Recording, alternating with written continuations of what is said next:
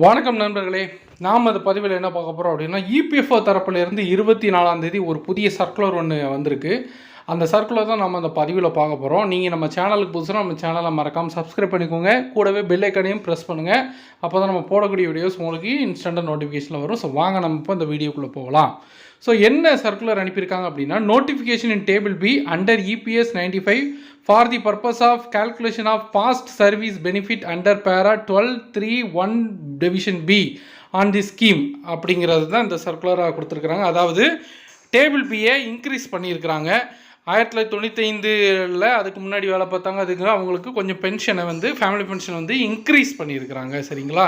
So அதில் என்ன போட்டிருக்காங்க அப்படின்னா, Video notification GSF 14/6/2024. The Ministry of Labour and Employment go has extended table fee under employees pension scheme 1995 and laid down the corresponding factor for calculation of past service benefit under para 12(3)(1) division B.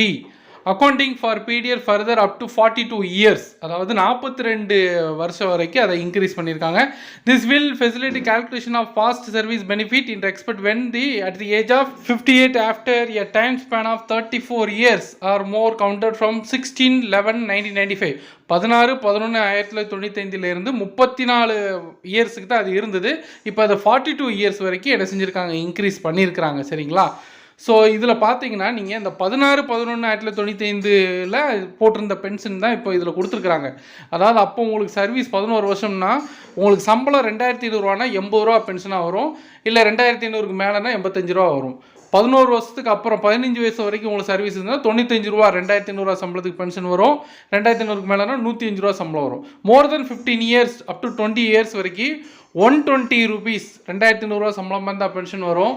இல்லை 2500 ரூபா கூட இருந்தால் 135 rupees உங்களுக்கு pension வந்திருக்கும். Beyond 20 years அப்படின்னா உங்களுக்கு 2500 ரூபா per month சேலரினா 150 rupees பென்ஷனாக வந்திருக்கும். இல்லை 2500க்கு கூட வாங்கியிருந்தீங்கன்னா 170 ரூபீஸ் உங்களுக்கு பென்ஷனாக வந்திருக்கும். ஸோ இது வந்து அந்த டைமில் உள்ள பென்ஷன் அமௌண்ட். ஸோ இப்போ இதை என்ன செஞ்சுருக்காங்கன்னா 42 இயர் வரைக்கும் எக்ஸ்டெண்ட் பண்ணிட்டாங்க. ஸோ இப்போ உங்களுக்கு அதிலிருந்து பென்ஷன் என்ன செய்யும், கூடும். இப்போ டேபிள் பின்னா உங்களுக்கு ஸ்க்ரீனில் ஸ்க்ரீன்ஷாட் வருது இல்லையா, இது டேபிள் ஃபீ உங்களுக்கு 34 இயர்ஸ் வரைக்கும் உள்ளது. ஸோ இப்போ இன்க்ரீஸ் பண்ணியிருக்காங்கல்ல. ஸோ 35 இயருக்கு எவ்வளோ % இன்க்ரீஸ் பண்ணியிருக்காங்க அப்படின்னா, 35க்கு 14.2, 36க்கு 15.3, 37க்கு 16.59, 38க்கு 17.9. ஸோ 42 இயருக்கு வந்து 24.38 வரைக்கும் இன்க்ரீஸ் பண்ணியிருக்காங்க. அதாவது நீங்கள் இப்போ 80 ரூபா பென்ஷன் வாங்கியிருக்கீங்கன்னா அதில் 24.38 அந்த ஃபேக்டர் இன்க்ரீஸ் ஆகும். ஸோ அதை கணக்கு கால்குலேட் பண்ணி அந்த பென்ஷனை நீங்கள் என்ன செஞ்சுக்கலாம், இப்போ வாங்கிக்கிடலாம். ஸோ இந்த வீடியோவை எல்லாருக்கும் ஷேர் பண்ணுங்கள், லைக் பண்ணுங்கள். மறுபடியும் நம்ம அடுத்த வீடியோவில் சந்திப்போம். நன்றி, வணக்கம்.